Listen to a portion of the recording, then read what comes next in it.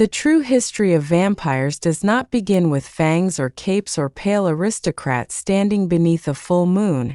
but rather in the deep, primal fears of early human civilizations where death was not an end but a doorway that could swing open again without warning.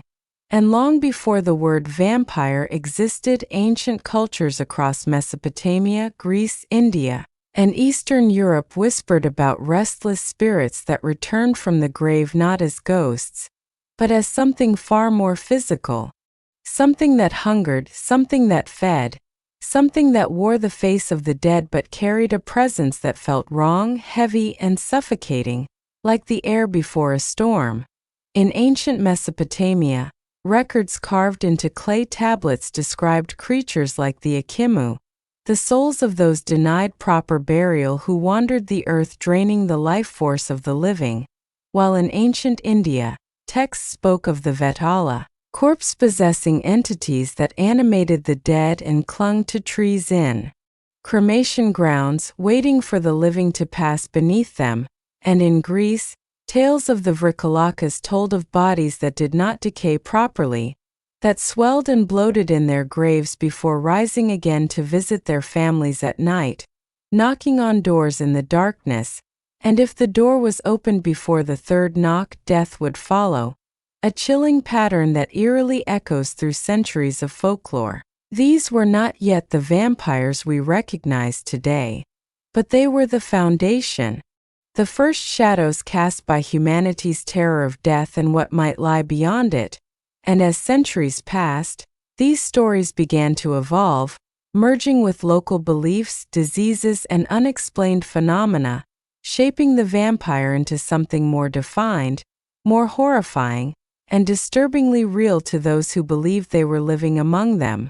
During the Middle Ages in Eastern Europe, particularly in regions that are now Romania, Serbia, and Bulgaria, vampire hysteria reached its peak, fueled by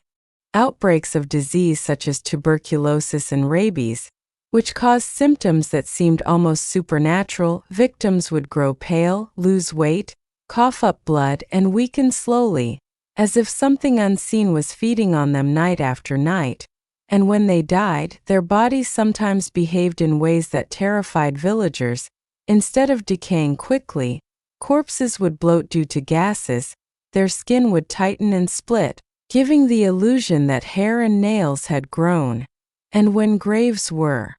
opened, blood might appear at the mouth, leading people to believe the dead had been feasting on the living. Panic spread like wildfire, and entire communities became convinced that the recently deceased were returning from their graves to drain the life from their loved ones, leading to brutal and desperate measures. Bodies were exhumed, staked through the heart, decapitated, burned, or buried with stones in their mouths to prevent them from feeding, and in some cases, entire graveyards were disturbed in a frantic attempt to stop the spread of what was believed to be a supernatural plague. One of the most infamous cases occurred in 18th century Serbia, where reports of vampire attacks were so widespread and detailed that they caught the attention of Austrian authorities, who documented the exhumation of suspected vampires like Petr Blagojevic and Arnold Paule, whose bodies were found in a state that villagers claimed proved their undead nature.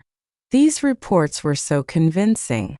that they spread across Europe, igniting a wave of fear and fascination that would eventually give birth to the modern vampire myth.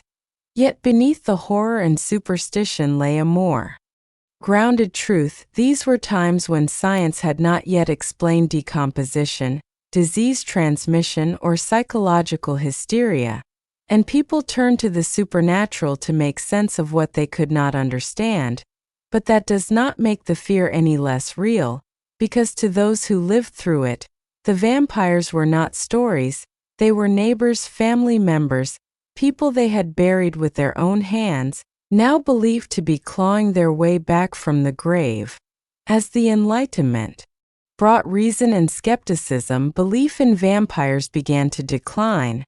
But the legend refused to die. Instead, it transformed, entering literature and evolving into something more seductive, more symbolic. In the 19th century, writers began to shape the vampire into a figure that embodied not just fear of death, but fear of desire, disease, and the unknown, culminating in the creation of one of the most iconic figures in horror history,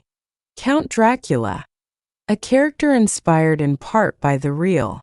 historical figure Vlad the Impaler, a brutal ruler known for his cruelty, though the connection between Vlad and vampires is more myth than fact. The blending of history and fiction only deepened the legend's impact. However, even as vampires became romanticized in stories, the core of the myth remained rooted in something deeply unsettling: the idea that death is not final, that the boundary between the living and the dead is fragile, and that something could cross that boundary not as a spirit but as a predator wearing a familiar face. Modern science has offered explanations for many of the phenomena that gave rise to vampire legends: diseases like porphyria, which can cause sensitivity to sunlight and changes in skin appearance; rabies, which can induce aggression and aversion to water; and even psychological conditions that lead to belief in the undead. But despite these explanations, the legend persists, evolving with each generation, adapting to new fears and new cultural